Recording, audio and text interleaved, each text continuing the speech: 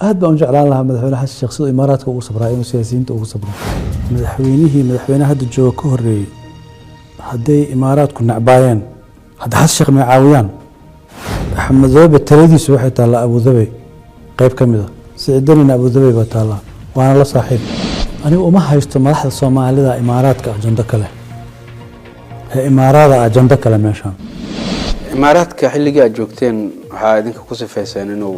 Soomaaliya cadow uu ku yahay sidoo kale qaraxta muqdisho ka dhaca hadda koor markuu eedeyseen wili ma sidii shala cadowga ugu tilmaanteen oo qaraxa u weedeynaysan aaminsan qaar isticmaashay anaga maanan dhihin horta saas maanan dhihin nidaamkii Itoobiya ka jiray Tigreega wuxuu ku shaqeysan jiray wax la kadhaa Soomaalida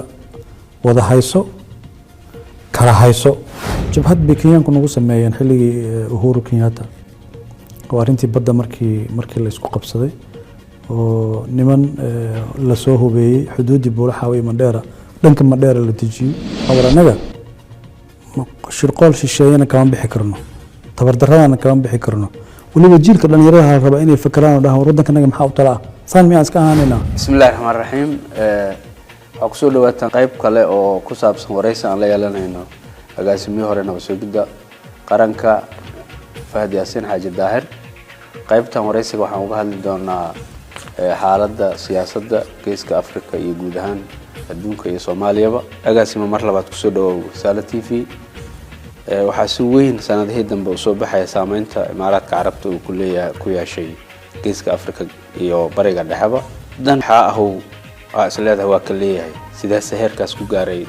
dalkan Imaaraadka Carabta wallahi horta hada Imaaraadku waxay u baahan yihiin daraaso dheer ay u baahan yihiin waqti dheer ay u baahan yihiin laakiin la soo koobo aniga qaybta Soomaalida khusayso ma ka hadlaya waagii dawladdanadii ay joogtay madaxweyne Maxamed Cabdullaahi Farmaajo madaxweynaha ahaa dad fara badan oo hadda madaxda xukunka joogta ka mid ah waxay dhihi jireen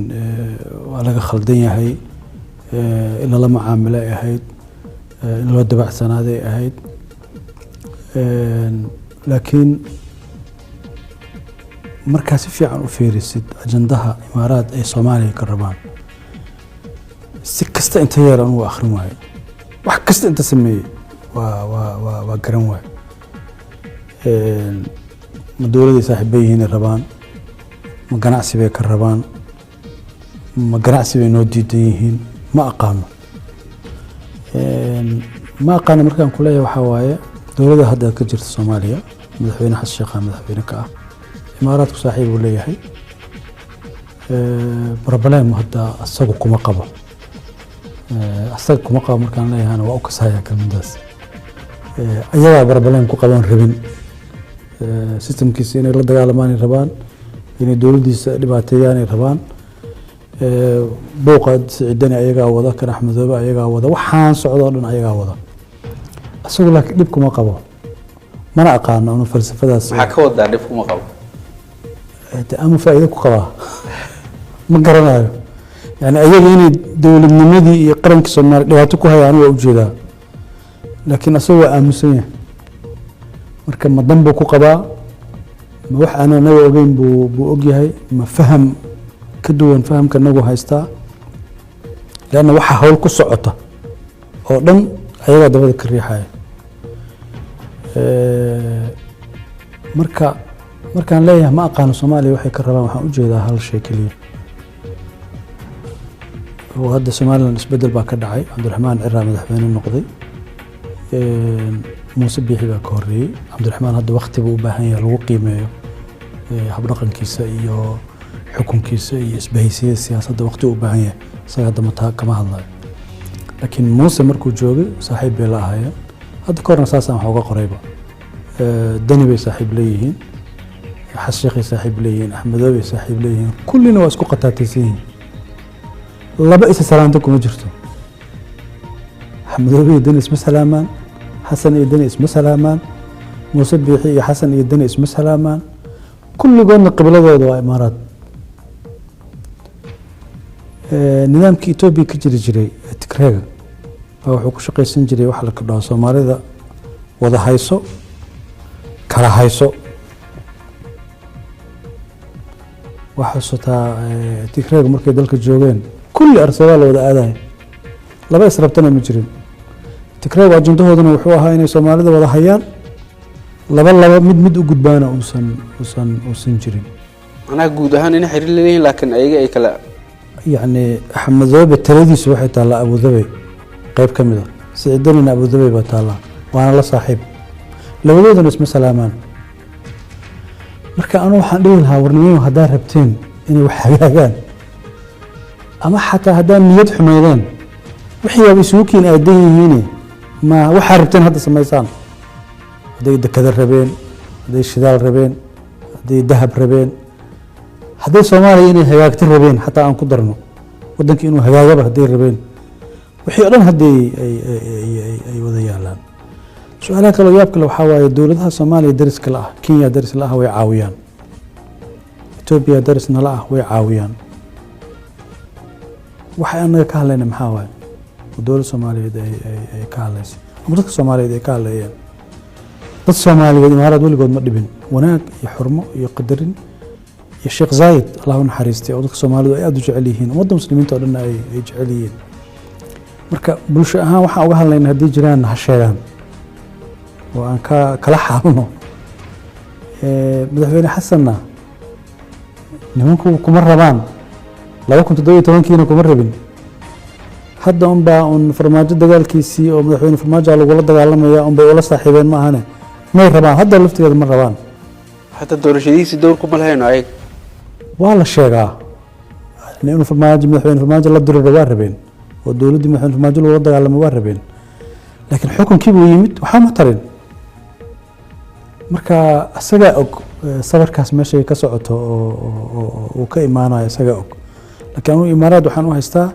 صوماليا أجندها أي كرمان أيقونا مشيين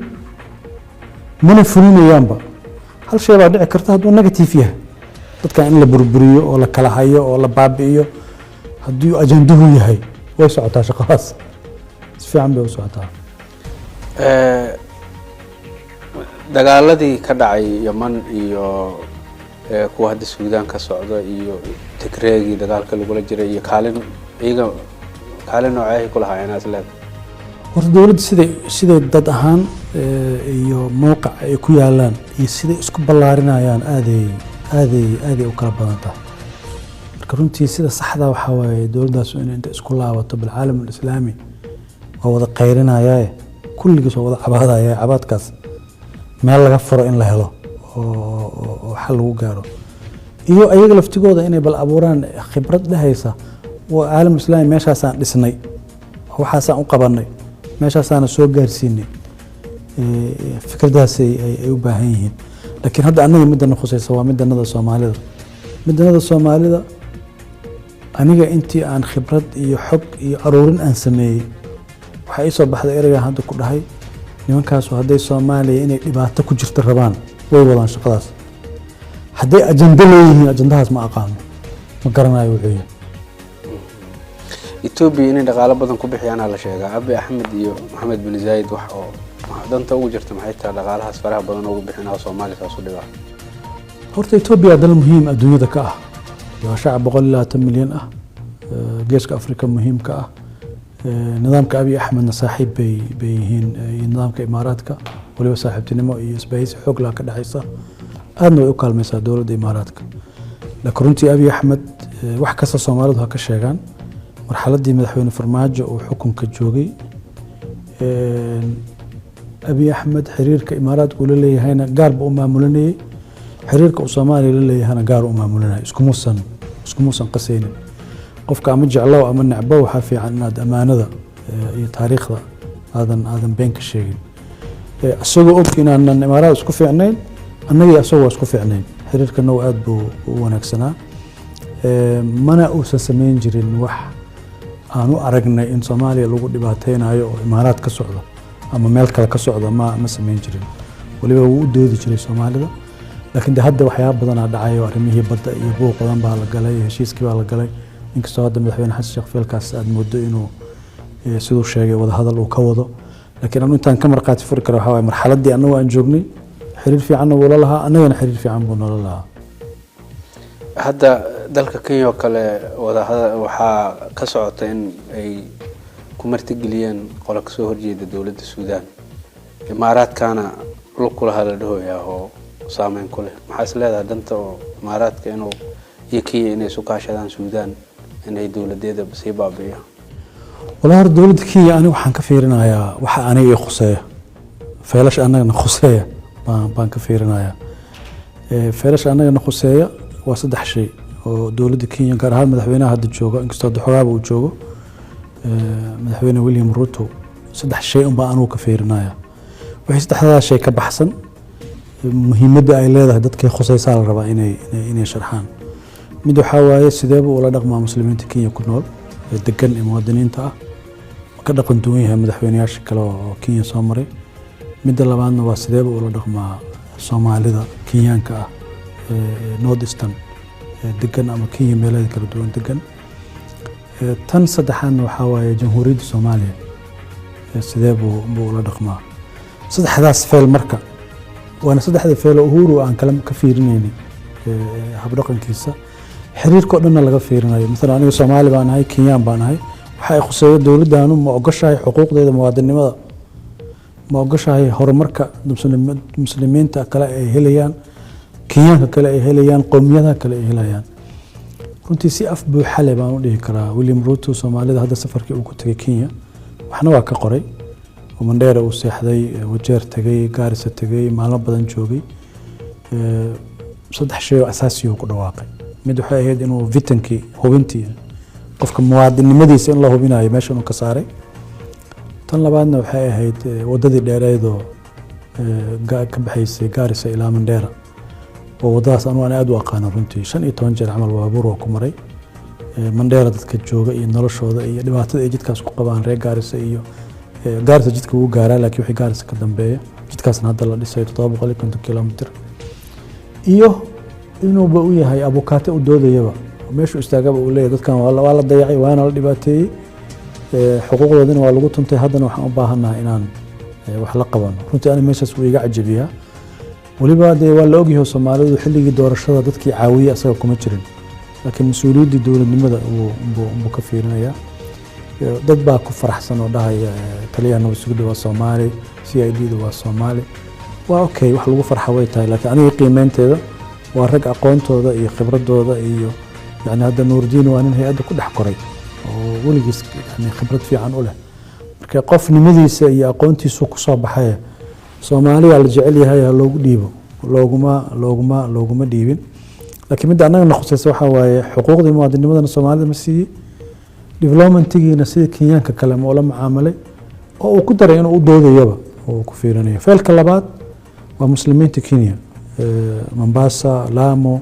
dhulkii muslimiinta Kenya ku noolaayeen oo dhan inta North Eastern uu ka sameeyo kale uu ka sameeyo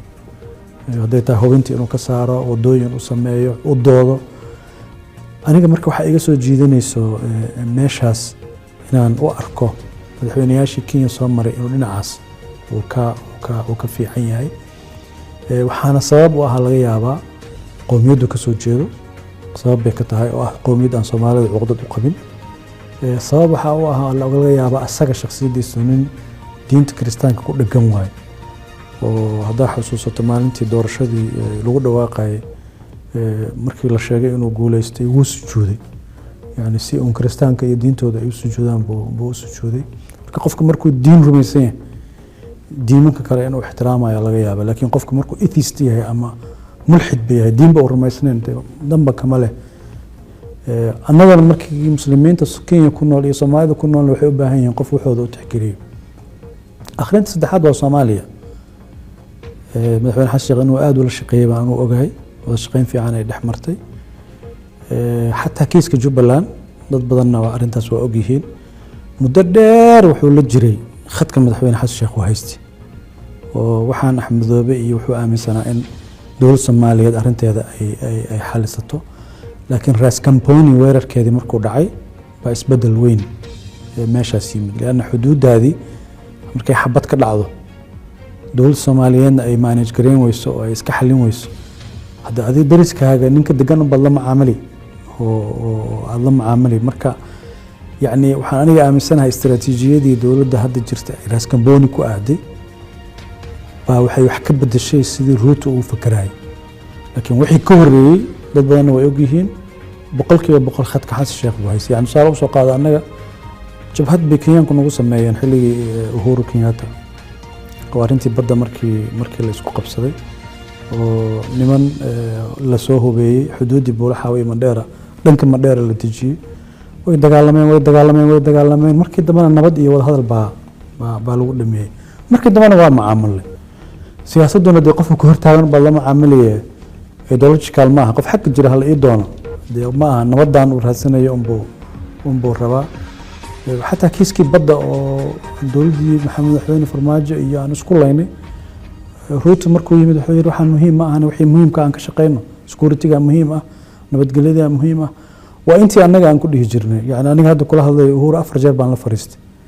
intaa ruuto soo saaray baan ku dhihi jirnay waxaan wax ka muhiimsanaa jire wax ka muhiimsan aan ka shaqeyno maye ii saxiixa dee saxiixaasna madaxweyne farmaajona waa diiday dowladda soomaaliyeedna waa diiday dowladdii ka horreysayna waa diiday oo madaxweyne xasan sheekh isagaaba dacwadii geeyey oo madaxweyneyaasha soo mara oo dhanba ma aysan ku dhiiran karin inay aqbalaan marka saddexdaas fayl baa aniga iga khuseeya dowladahan soomaaliya dariska lah gaar ahaan kenya intaasna aniga hadda waxaan ka arkaa positive dee gadaal wuxuu ka noqon doono ma aqaan hadda marka soo uma muuqato raas kambooni haddii bedesha hadda inuu axmed madoobe dhinaciisa u wareegay oo dowladdan xiriirka ay u muuqato hadda inuuba dowladdan kale ee dhinaceeda ay ka socdo asaga inuu ninkii la yiri waa eedeysana oo ma bixi kariyo dalkiisa ku casuuyay ma islihidmiya marka hadda faragelintii oo toos u bilaabeen oo tiina ka daranba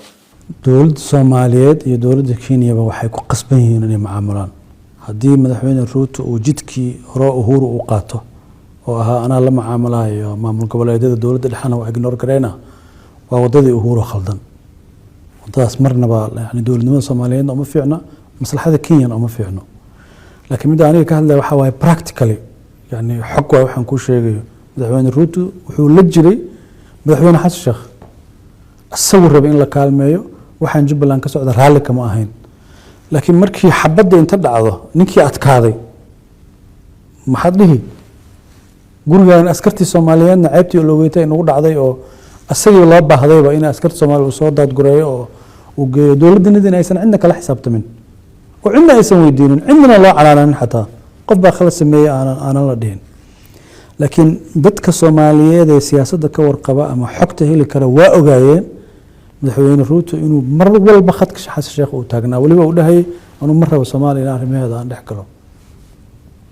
laakiin still taata saxa yani wali ayada saxa wali waa inuu dowladda Soomaaliyeed la garab siiyo la taagnaado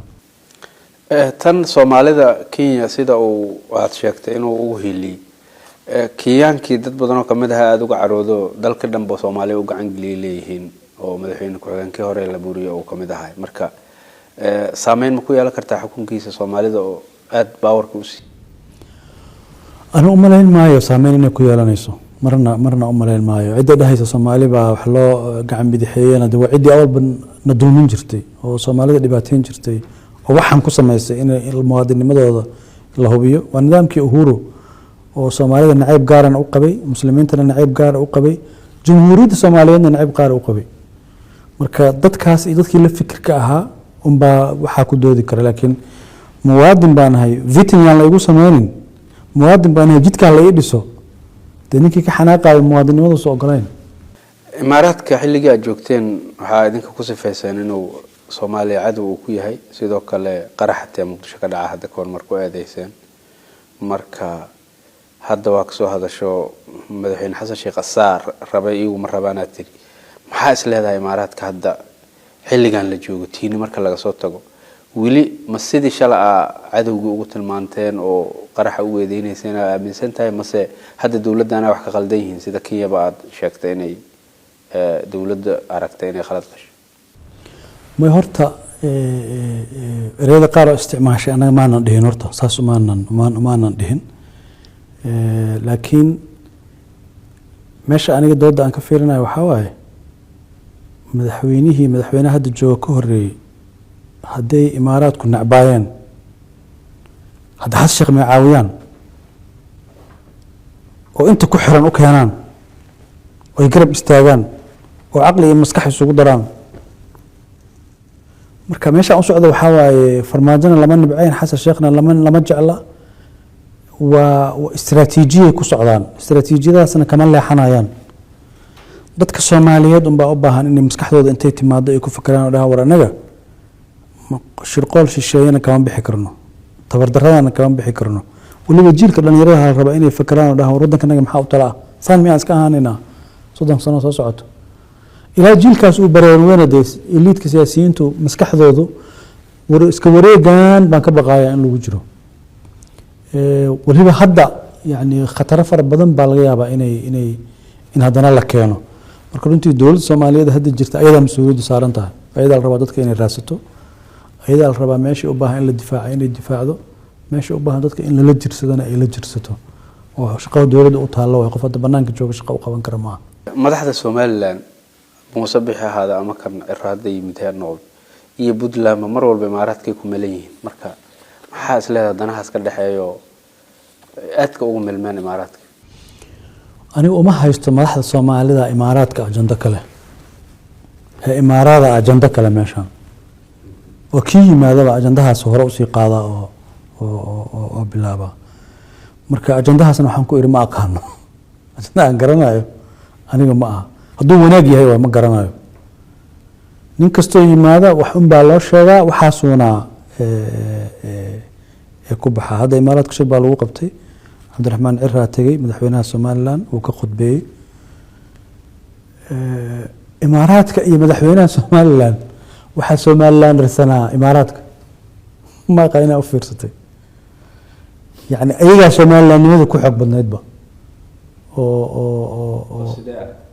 يعني سيدي وسو دوينيان سيدي u hadlayaan kursiga xasan sheekh lagu fariisin lahaa Cabdiraxmaan Cirraa lagu fariisiyay waxyaab kale waxa waa madaxweynaha xasan sheekh waxaas kama hadlayo shibkiisa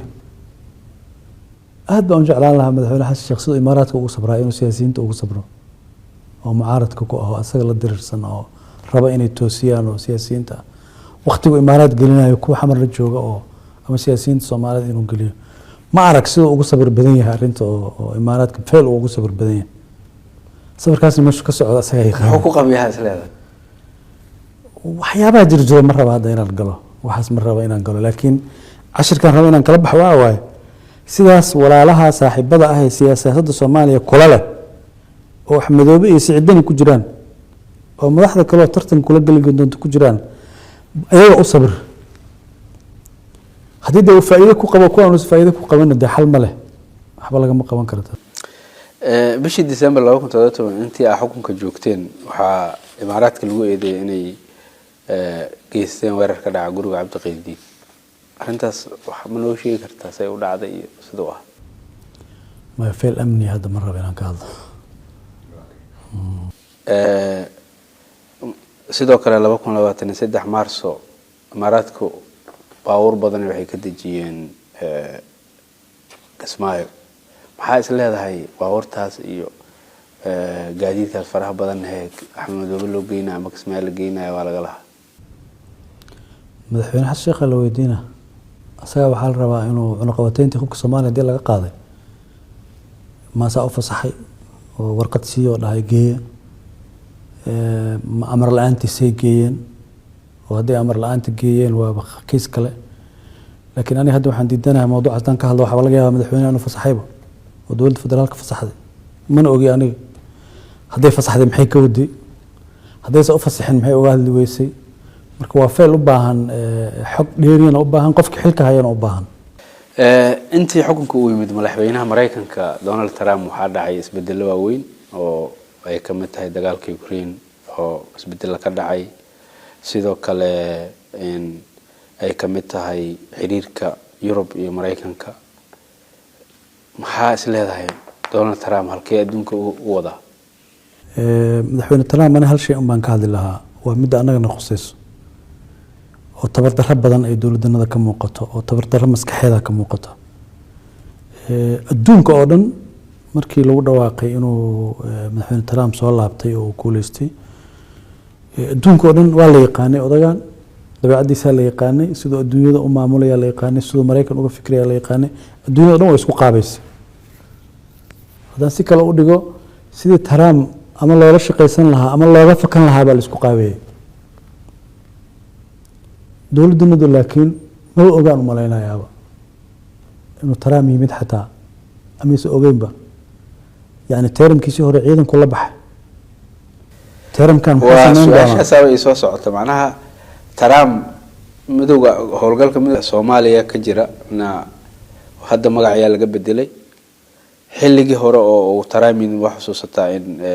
oo ciidanka la baxay hadda dhaqaale xumo jirto Mareykanka xataa ciidamada cusub markii loo codeeyay uma codeynin marka maxaa is leedahay Soomaaliya marka meeshaas Soomaalida ka sii wad fiir saddex shay baa isdaba socota horta dowladdeenu madaxweynihii Mareykanka oo cusbaa oo yimid ma isku ekeysiisay ama sidii ay haddii albaabku soo xirmo uga leexan lahayd ma samaysatay waa